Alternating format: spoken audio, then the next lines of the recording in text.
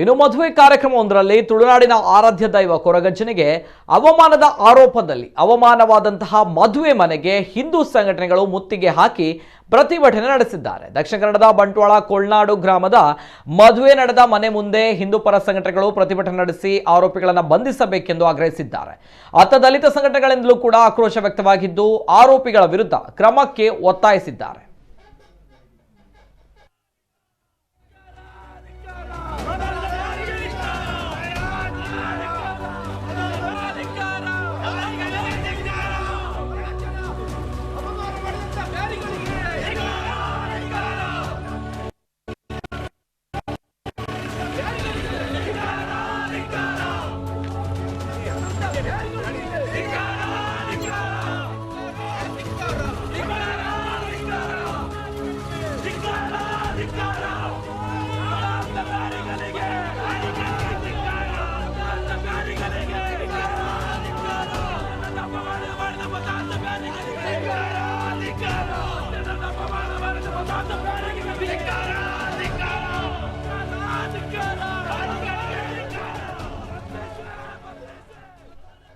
ಈ ಮಧ್ಯೆ Bantwal BJP SC ಮೋರ್ಚಾದ ಅಧ್ಯಕ್ಷ ಕೇಶವ ದೈಪಲ್ರಿಂದ ಆರೋಪಿ ಅಜೀಜ್ ವಿರುದ್ಧ ವಿಟ್ಲ ಪೊಲೀಸ್ ಠಾಣೆಯಲ್ಲಿ ಪರಿಶಿಷ್ಟ ಜಾತಿ ನಿಂದನೆ ದೂರು ದಾಖಲು ಮಾಡಿದ್ದಾರೆ.